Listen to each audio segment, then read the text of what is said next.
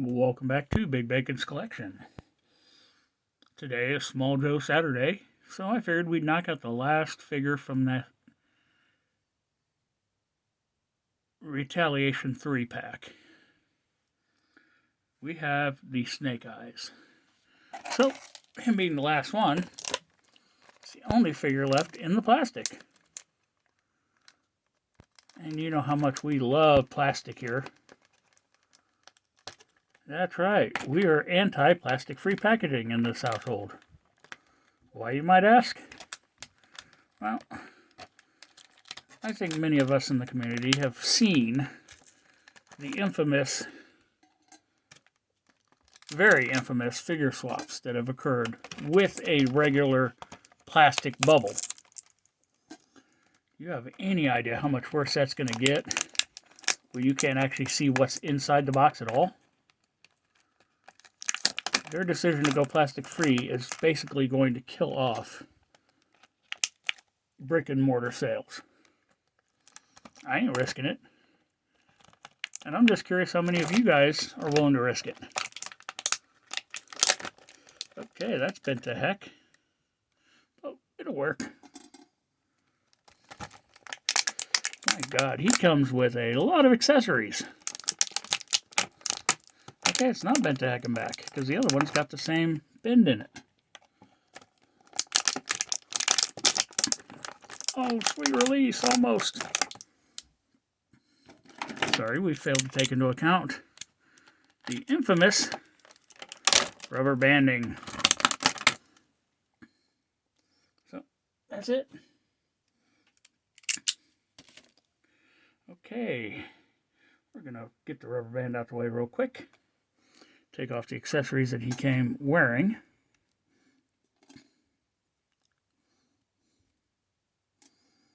My goodness, son.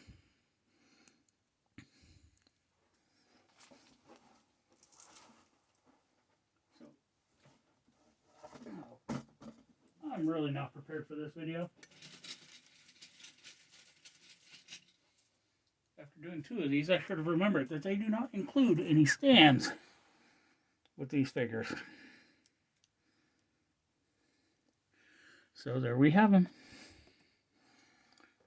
G.I. Joe Retaliation multi-pack Snake Eyes. So as always, we're going to look at the accessories, we're going to look at the figure, check the articulation, and put him on the shelf. So first and foremost, he's got a backpack. I am not a big fan of this gold plastic that they used. And yes, it was a gold plastic. They painted the other part gray. Swords sheathed in on one side. But when you put it on the back of the figure, you get this. I don't want to see the sword in the sheath. Cheap man's way out.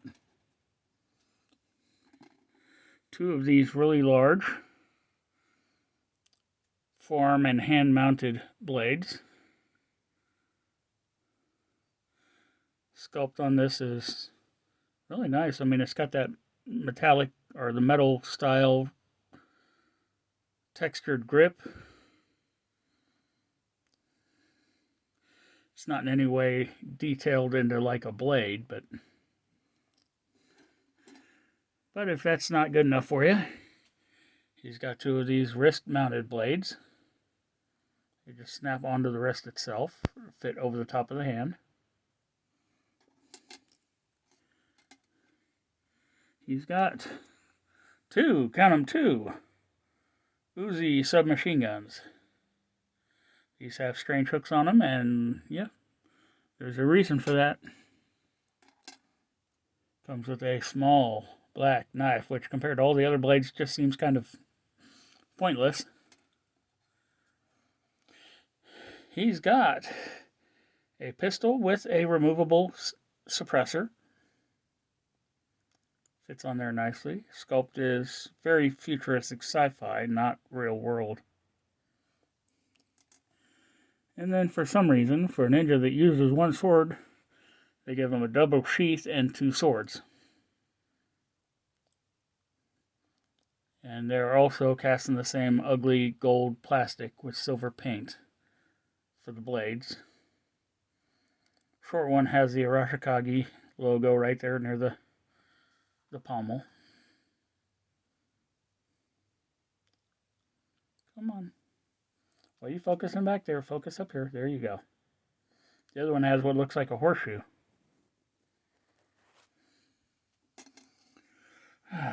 So, let's take a look at the figure, shall we? Now, as is typical Snake Eyes fashion, he's clad in all black. In fact, this head, this upper body, okay, the entire figure is a reuse of the 30th anniversary one they did that they later turned into the retro Walmart carded one. The only difference is this funky harness overlay. It is removable. You've got a point here and a point there that attach it. Got these gold painted shuriken, throwing knives, large hooks or large hoops to attach the Uzis to.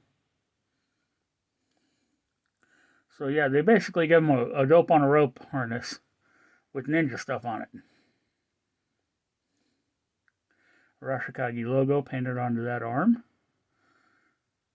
Now the figure itself is pretty much all black, so any kind of paint issues really hide really well. The harness is gray. The only painted points are the ones I pointed out, which, you know, they're done pretty well. Not a whole lot of overspray. Nothing seems to be missing. So, appearance-wise, it's not a bad-looking figure. Knee pads are nice tactical pads. Combat boots. In fact, jungle boots by the look of them. Sheath. Holster for the weapon and the suppressor. I think I might be able to get every single piece of accessory on him. But let's do the articulation real quick. Got a ball joint in the neck, allows him to look up that much, down that much. You got a little bit of tilt in there. Head rotates easily enough. Arm hinges up well above 90. Fully rotates. Single jointed pinless elbow. Rotation at elbow. And yeah, the elbow comes up to almost 90. Hands rotate. And it looks like, yes, there is a vertical hinge on this hand. Same with this hand. Nice. Mid-torso cut for rotation, but with the harness on, you're fighting that pressure from the harness. No real ab crunch of any kind. Leg only kicks forward this far on a ninja, that far, and that's because of the harness piece. Comes out okay. A lot less restriction back in this corner. And if you get those pads up in between them, those pockets, yeah, you get a little bit out. A little bit of back. Double jointed knee comes up all the way. No thigh cut, no boot cut.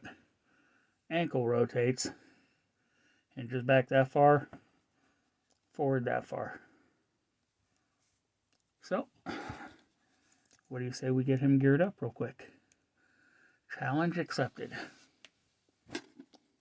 So, this goes onto the back.